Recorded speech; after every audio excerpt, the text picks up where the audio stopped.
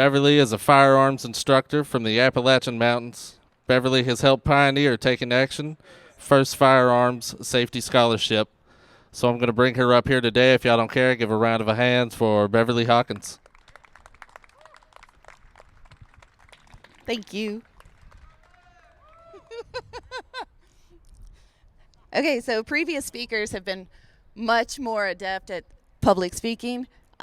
I had to come with my prepared talk because I'm not so good at this. But good morning. Beautiful day out here. First of all, I'd like to thank Tennessee Taking Action for hosting this event and asking me to speak today. I'm privileged to be the first instructor recipient of a Tennessee Taking Action scholarship. I've seen firsthand the benefits of this program, and the young lady that was my student had been through a lot, and I'll be forever grateful, to have been involved in providing the assistance she needed by training her and then subsequently instructing her in her Tennessee Enhanced Carry class. I look forward to continuing this partnership with Tennessee Taking Action for a long time to come, but I'd like to back up much, much farther than that to explain my why I'm involved in all of this. So, as a very young child, my dad, my uncle, and my granddad were all hunters. As a family, we'd go on hunting trips, and I saw the direct correlation between firearms and the food that was going on our family dinner table. I was taught basic firearm safety early on, and I understood that there was a real and truly necessary need for firearms. Excuse me. Skip forward 2 decades, and that belief was seriously challenged by a series of events. By this time, I was well into parenting 2 children. My son, a then 12-year-old sweet young boy, started bonding with his dad over building rifles like glorified Legos. It was simply a hobby and had no purpose beyond that, and potentially a little bit of money that they might make by selling them in the future. As a family, we'd go to the shooting range and from time to time, but his dad was not a hunter and did not carry. On the other hand, I had a little girl that was being bullied in elementary school and was afraid to go to school because she felt helpless to those bullies and intimidated by the school lockdowns. We didn't live in a wonderful area of town. Then I had a coworker who had recently lost her teenage son to a negligent discharge. This accident happened to a young man that had grown up around guns and at the home of a friend that thought that they knew enough about the firearm that they had just purchased. To top it off, the previously mentioned son of mine decided that he wanted to go hunting with his uncles.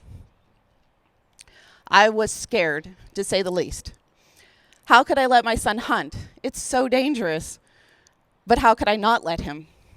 I felt like it was like hunting with your elders is sort of a rite of passage for young men. How could I deny him? And then all of this happened in 2012, 2013, while the thought of the Sandy Hook shootings was really, really fresh in my mind. So I was overwhelmed. I eventually found myself as a single mom living here in Tennessee with few friends and fewer family nearby. I felt like an easy target. I was a victim of an attack for the second time. I got to the point that I had experienced enough negativity in my life and more than enough hostility, but I refused to be a victim anymore. This was when everything changed for me, and I hope you'll learn from my experience.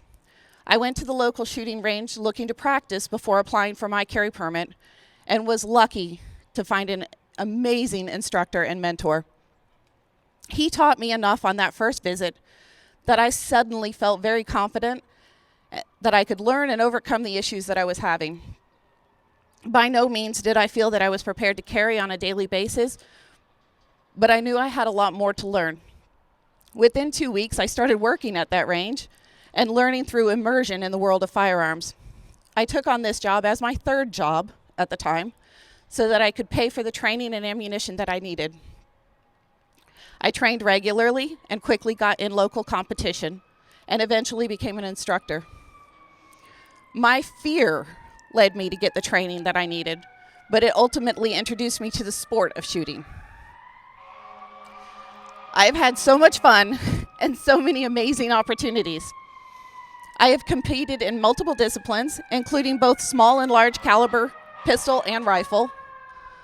I've shot in Georgia, Wisconsin, Nevada, and this summer I'll add North Carolina, South Carolina, and Kentucky to that list. I have participated in the tactical games, the World Rimfire Challenge, the Rimfire Nation Nationals, and local practical two-gun matches. I even had the opportunity to hit a long-distance 1-mile shot. I have trained with men and women from all branches of the military and have trained with children as young as 5. Through all of this, I have learned so much, and I have so much enjoyment and gained a level of self-confidence and self-respect that I never knew possible. While shooting the local matches, I felt like I was shooting with my uncles and grandfather again. I felt like I was making friends, but as a single woman, I felt outnumbered by all these guys. Through the encouragement of my mentor, I started a local ladies shooting group and began teaching the Tennessee Enhanced Permit class. I hope to educate as many people as possible through my individualized instruction and through the classes that I teach, but today I'd like to dispel a few generally accepted notions. First, Tennessee's quote-unquote constitutional carry is not what people think it is, and it is not constitutional. It does not allow everyone to carry. It does not allow you to carry in many places and leaves us with many soft target areas. It is not recognized or does not have reciprocity with any other state. Second, if you carry, did you know that it's generally accepted that a gunfight will be triggered by an attacker that starts within 3 yards of you? That's like me to you. That's not very far. There will be 3 shots fired and the whole incident will be over in 3 seconds or less. Can you draw from concealment and get accurate shots on target in less than 3 seconds? Many cannot. The scariest part of that is that most of my students have never practiced drawing from a holster because many ranges don't allow it. The third issue that I have is that I find that I work with a lot of individuals. As I mentioned, I work with a lot of new shooters. So I work with a lot of individuals, ladies in particular, that have firearms that they cannot comfortably handle.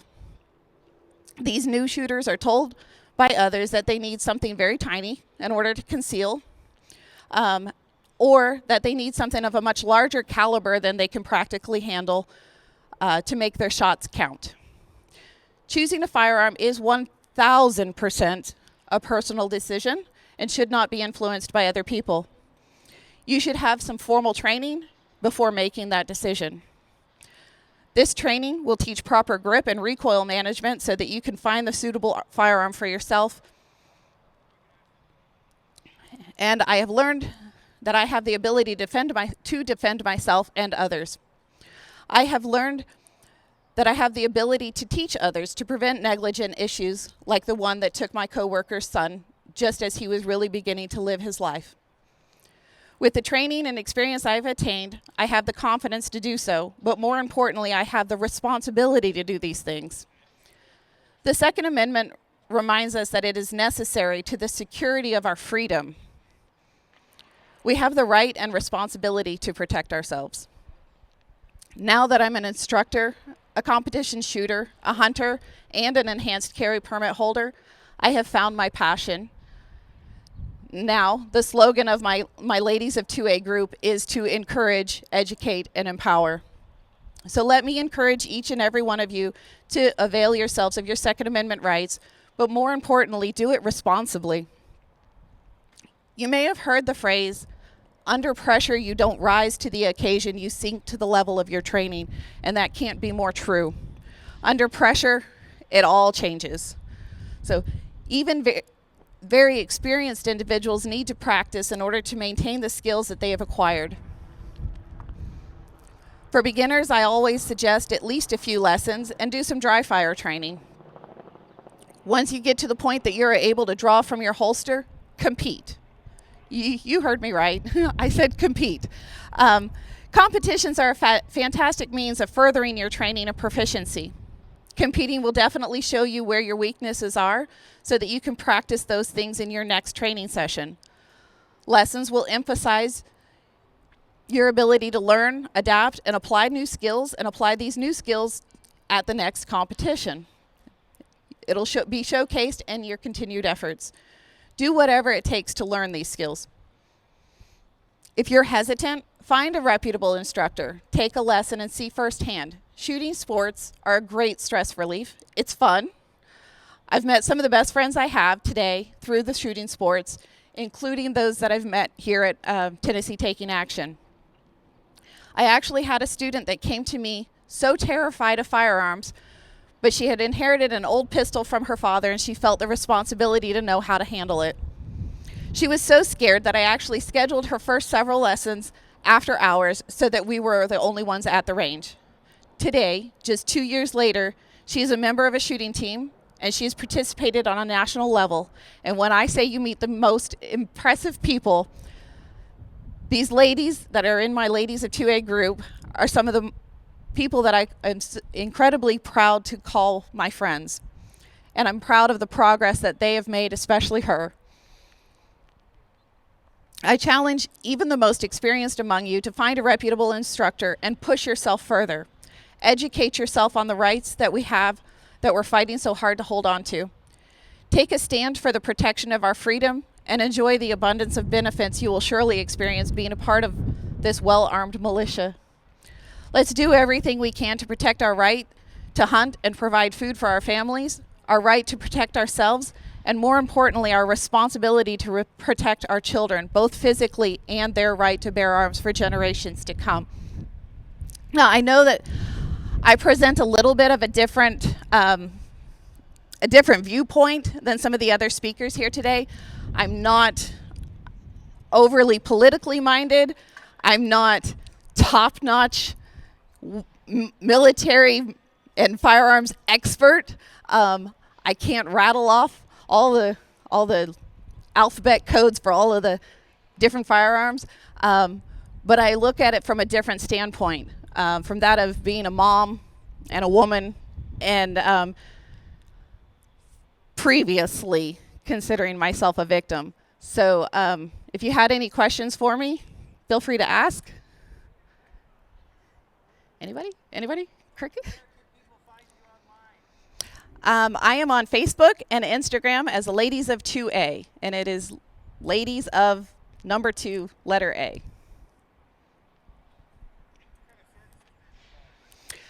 I focus on beginner pistol, and I focus primarily with ladies and children, but I do train both men and women. I've trained, like I said, children as young as 5, and I've actually worked with former military. I didn't want to call them out myself, but you mentioned that you hadn't learned nearly as much in the military as you did when you started taking formal lessons. I had a gentleman come to me that was front lines. He was front lines in the military, had an abundance of firearms knowledge, but he wanted to hone his skills, and his goal was sharpshooting. He wanted to get into the precision competition stuff. Took 2 or 3 lessons because he had the basics underneath him, but he's, any level of the spectrum there. Anybody? I personally live in Maryville, Tennessee. I train out of Oliver Springs. I'm moving to the Cookeville area. I'll still be training out of Oliver Springs, but I can come up as far as Nashville. Friends and family that might be nervous about training and getting into firearms, what are your suggestions on how to encourage that and make it easy? One of the other speakers earlier mentioned something along the lines of encouraging those that are afraid or nervous about getting into shooting to speak to somebody who's very well experienced. From my experience working at the shooting range that I was at, and with the lessons that I've been doing, I find that I have a lot of people that come through the range that know a lot about a small segment of the shooting sports, whether it be personal protection or their hunting rifles. They seem to be in categories. So you may have a friend or a dad or an uncle or grandfather. Like my uncle and grandfather were big hunters. They didn't do anything as far as self-protection. So I would say find somebody who specializes in what you're looking for. If you're looking for self-protection, talk to somebody who specializes in the self-protection. If you're just a beginner and you're nervous, if you're a woman and you feel more comfortable with a woman, if you're a man and you feel more comfortable with a man, just whomever you feel comfortable with, but make sure that they have the credentials, that they have the experience necessary to teach what you're looking for. I often encourage the competition end of things because it's fun and it's a more relaxed atmosphere. When you go into the combat type mentality or the I don't know, zombie apocalypse kind of mentality, it seems really stressful to me. I don't like the idea of, the overturn of the world. It might be a future reality, I'll give you that. But my concern is knowing that I have the ability to protect myself if I need to, but I enjoy the sport, and the sport encourages the training and practice that I need in order to continuously feel that I'm able to protect myself. Yeah. So as someone who grew up around firearms, what's the biggest myth that you kind of have to bust to people who haven't grown up around firearms, don't know anything? Okay, so I say I grew up around firearms, but I skipped a part. When I was young, I had the firearms experience with the hunting. Then I moved to Canada. No firearms, none whatsoever. And a lot of the vibe there was anti-guns. So for me, I guess that's another reason why I encourage the sport, because it's a sport, just like any other sport. It's actually a sport in the Olympics, but it's just not something that people think about a lot. You don't have to get into it for any sort of violent or negative reason whatsoever. It's a sport. And the shooting range that I've been working at Windrock Range in Oliver Springs, they recently went through a change with the insurances where they weren't allowed to have younger participants on the range. And that was such a letdown for me, because some of our best competition shooters were young. And it took that ability away from them for the most part. I think most of them that were serious about it moved on to other ranges, unfortunately. But even as a young person, you can still get involved in the 2A actions because of the sport of it. Anything else? Then my time here is done.